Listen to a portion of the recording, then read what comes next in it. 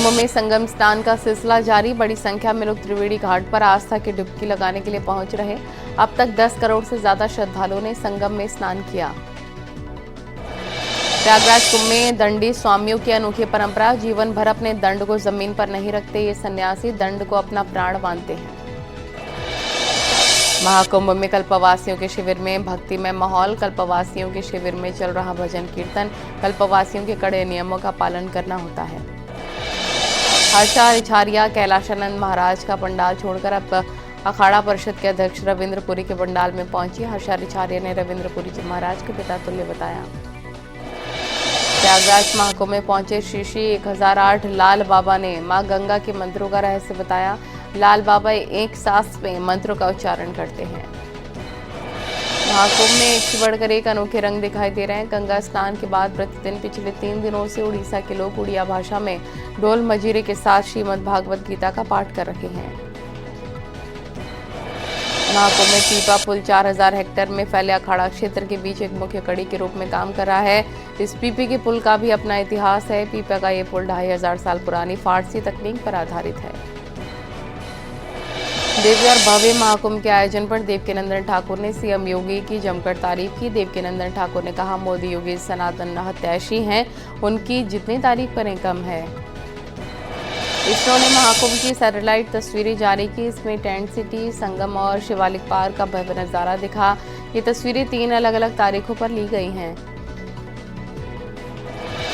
अमृत कुंभ महोत्सव शिविर अरैल में विशेष जाप किया जा रहा है। ये जाप काशी और मथुरा में भव्य मंदिर निर्माण और सनातन धर्म को मजबूत करने के संकल्प को लेकर किया जा रहा है।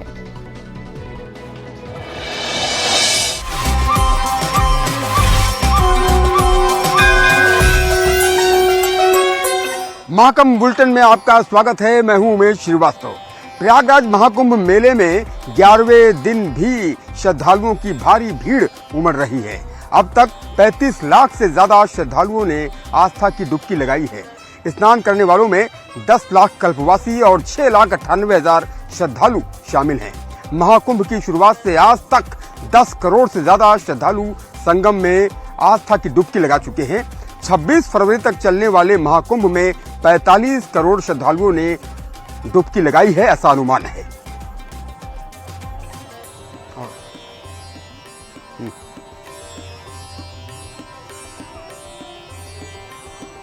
महाकुंभ की आभा निराली है, महाकुंभ की महिमा निराली है, महाकुंभ की छटा निराली है और 10 करोड़ से ज्यादा श्रद्धालु अब तक संगम स्नान कर चुके हैं। मां गंगा, यमुना और अदृश्य सरस्वती के पावन संगम में डुबकी लगा चुके हैं। वाकई में यह आस्था देखते ही बनती है। क्या नेता, क्या अभिनेता, क्या आम व्यक्ति, क्या खास व्यक्ति, सभी संगम में डुबकी लगा रहे हैं, आस्था की त्रिवेणी को प्रणाम कर रहे हैं और ये खुशनुमा माहौल बस देखते ही बनता है।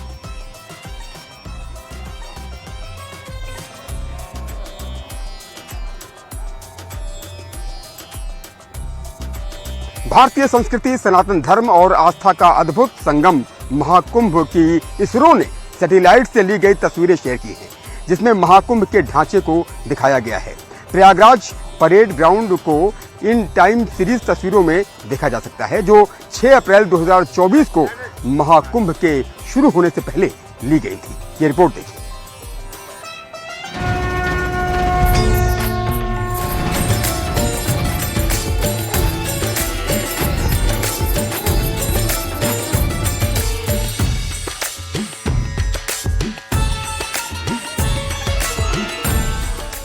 प्रयागराज के विशाल पावन संगम तट पर दुनिया का सबसे बड़ा धार्मिक आयोजन महाकुंभ भारतीय संस्कृति, सनातन धर्म और आस्था का अद्भुत संगम बनकर दुनिया भर में अपनी पहचान बना रहा है। महाकुंभ में करोड़ों श्रद्धालु आस्था की डुबकी लगा चुके हैं और हर दिन सुबह तड़के श्रद्धालु त्रिवेणी संगम पर आस्था की डुबकी लगाते दिख रहे हैं। इस बीच भारतीय अंतरिक्ष अनुसंधान संगठन इसरो ने महाकुंभ की सैटेलाइट तस्वीरें जारी की, जिसमें ये दिखाया गया कि महाकुंभ से पहले प्रयागराज संगम कैसा दिखता था और अब महाकुंभ के आयोजन के बाद महाकुंभ मेले में टेंट सिटी की बसने और संगम में करोड़ों श्रद्धालुओं के कुंभ स्नान के दौरान क्या दृश्य है। बता दें कि तस्वीरों में प्रयागराज में बने शिवालय पार्क भी शामिल है, जो 12 एकड़ की जमीन पर भारत के नक्शे के समान तैयार होता दिख रहा है। शिवालय पार्क की तस्वीरें 3 तारीखों पर ली गई हैं, जिन्हें राष्ट्रीय सुदूर संवेदन केंद्र यानी NSRC की वेबसाइट पर अपलोड किया गया है। इसरो के मुताबिक सैटेलाइट की टाइम सीरीज तस्वीरें 15 सितंबर 2023 और 29 दिसंबर 2024 की हैं, जो महाकुंभ मेला 2025 के लिए स्थापित किए जाने वाले टेंट सिटी के विवरण के साथ इसके पोंटून, पुलों और सहायक बुनियादी ढांचे की तस्वीरें हैं। बता दें कि हर दिन महाकुंभ के भव्य आयोजन ने न केवल देश भर के श्रद्धालुओं को आकर्षित किया है, बल्कि विदेशी श्रद्धालु भी इसकी दिव्यता से अभिभूत हो गए हैं। विदेशी श्रद्धालु महाकुंभ में की गई व्यवस्थाओं और अनुशासन की तारीफ करते हुए कह रहे हैं कि संगम पर सुरक्षा, स्वच्छता और श्रद्धालुओं के लिए अद्वितीय सुविधा देखकर सुखद अनुभव हो रहा है। ऐसा दिव्य और शांत वातावरण पहले कभी नहीं देखा। Bureau report, news 18।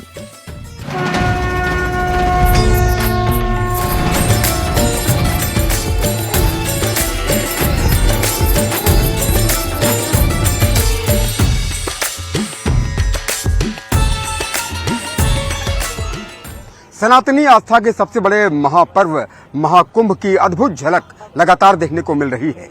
योगी सरकार से लेकर विभिन्न सामाजिक संस्थाएं लगातार महाकुंभ में श्रद्धालुओं की सेवा में जुटी हुई हैं। महाकुंभ आ रहे जरूरतमंद श्रद्धालुओं के लिए निःशुल्क भोजन से लेकर निःशुल्क इलाज की व्यवस्था की गई है।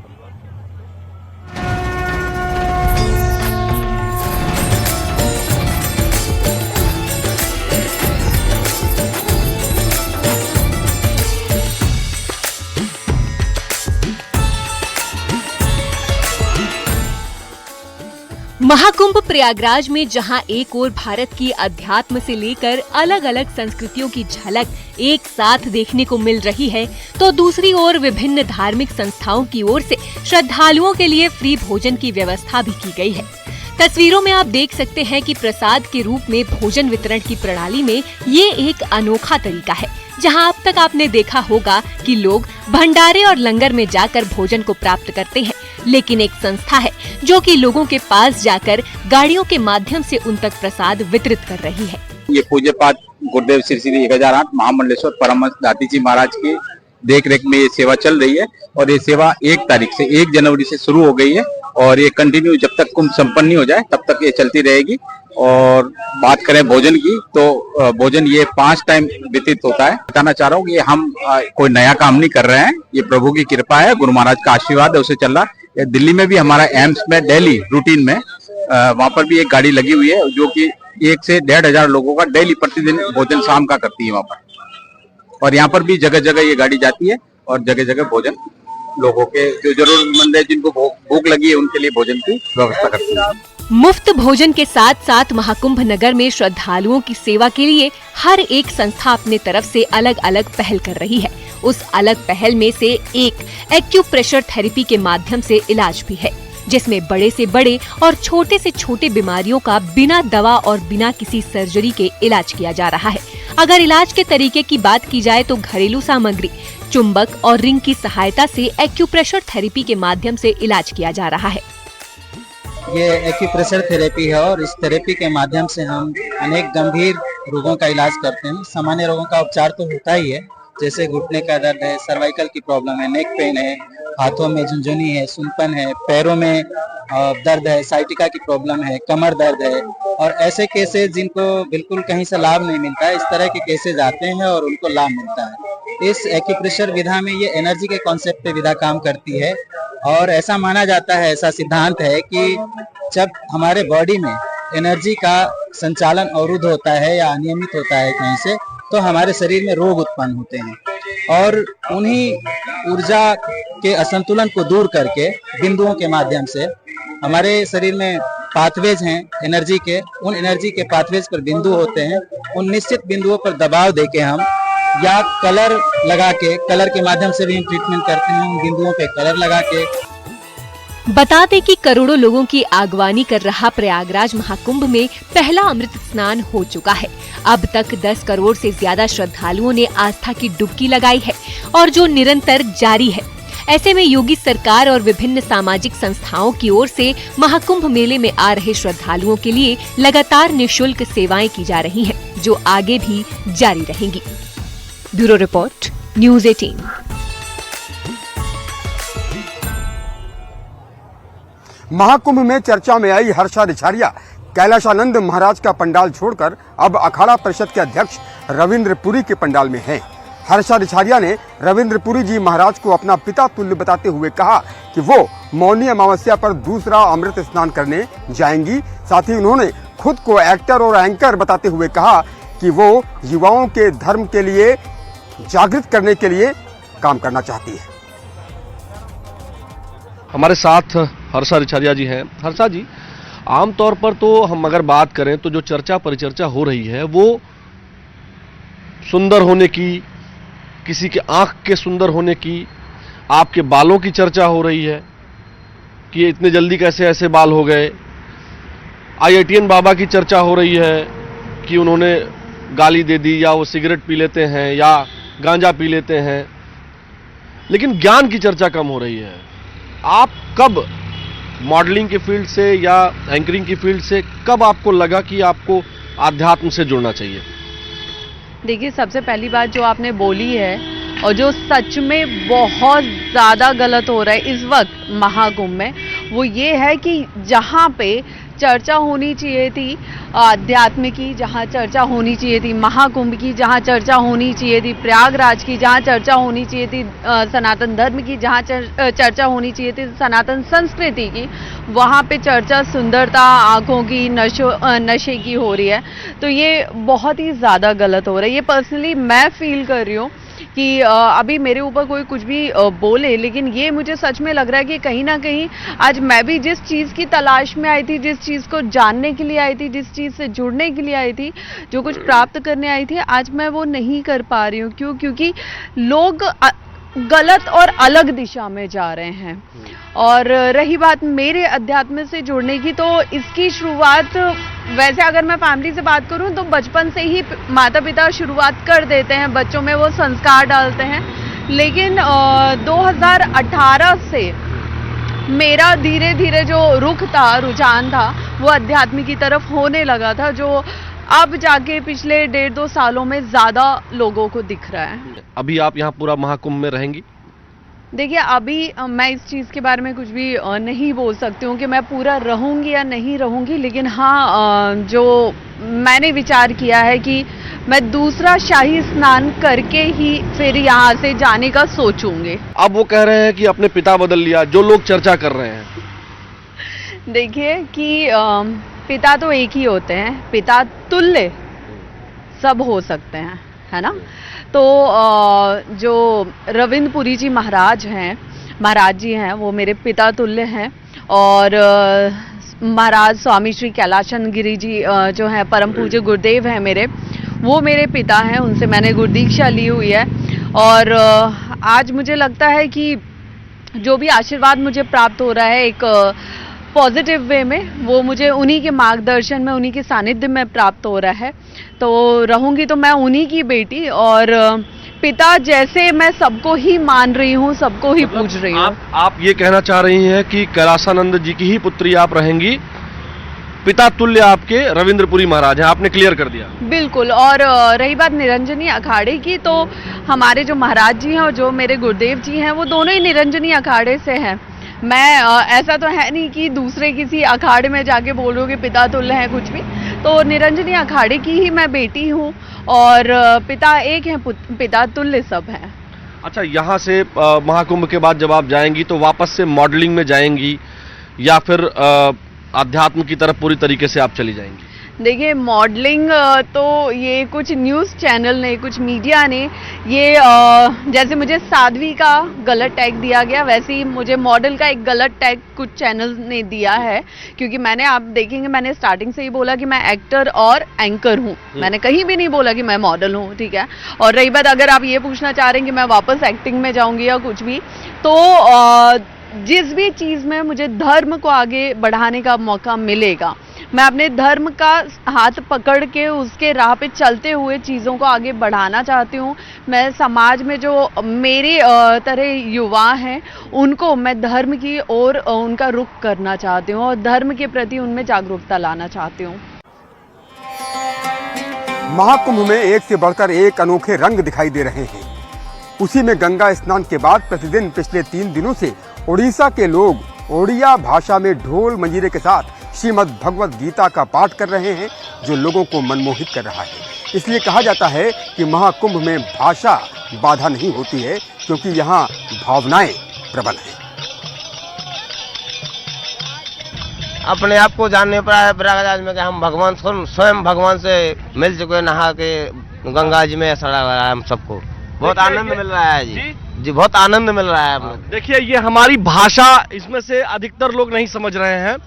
हिंदी भाषा थोड़ी बहुत समझ भी रहे होंगे, ये पूरी तरीके से समझ रहे हैं, उधर भी एक लोग समझ रहे हैं, लेकिन भाषा की कोई बाधा नहीं है यहाँ, क्योंकि भक्ति भाव है। हमको भी बहुत आनंद आ रहा था, इसलिए हम भी यहाँ बैठ गए हैं। आप लोगों को भी आनंद आया होगा, और जो हमारे उड़ीसा के दर्शक हैं उनको भी बहुत अच्छा लग रहा होगा, उनको तो समझ में भी आ रहा होगा गीत। तो आप कुछ गा दीजिए।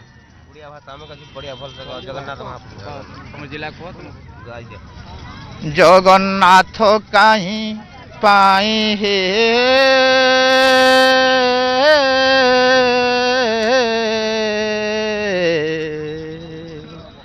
तुम दया हे वो नहीं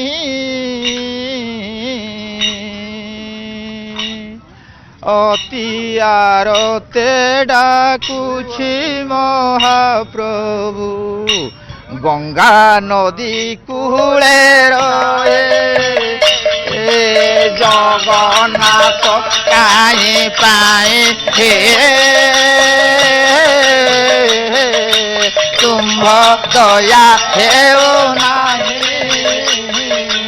अति आरते डाकुछि महाप्रभु महानदी कूले रहे जगन्नाथ काहे पाए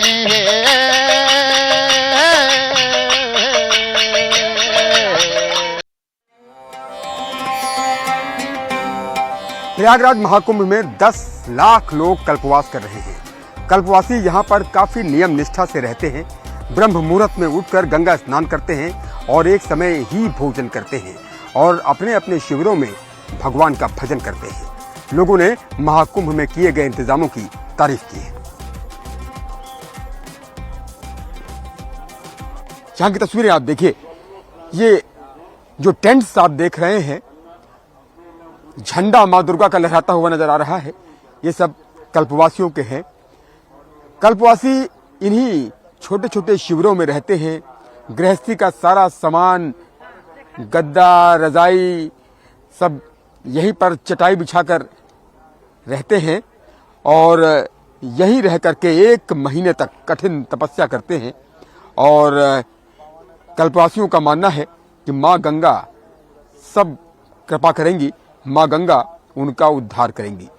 128 वर्ष के बुजुर्ग भी कल्पवास कर रहे हैं। इसका अंदाजा आप आसानी से लगा सकते हैं कि किस तरह से लोग कल्पवास कर रहे हैं।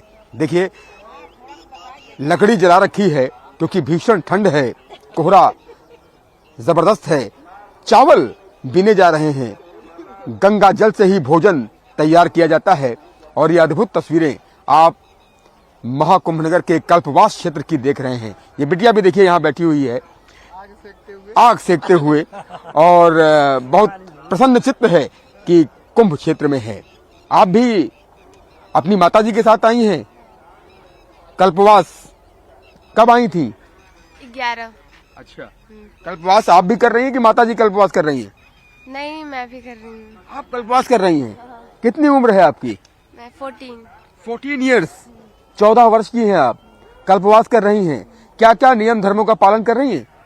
सब कुछ जो करना पड़ रहा है। गंगा जल से बना हुआ भोजन, गंगा स्नान 3 बार। व्यवस्था कैसी है? मुख्यमंत्री योगी आदित्यनाथ ने कल्पवासियों के लिए कैसी व्यवस्था की है?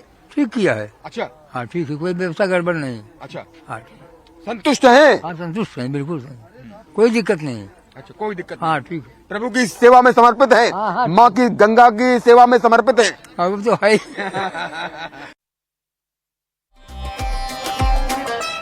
प्रयागराज महाकुंभ में आए श्रद्धालु मां गंगा की पूजा करते हैं। ऐसी मान्यता है कि मां गंगा मोक्ष देती है।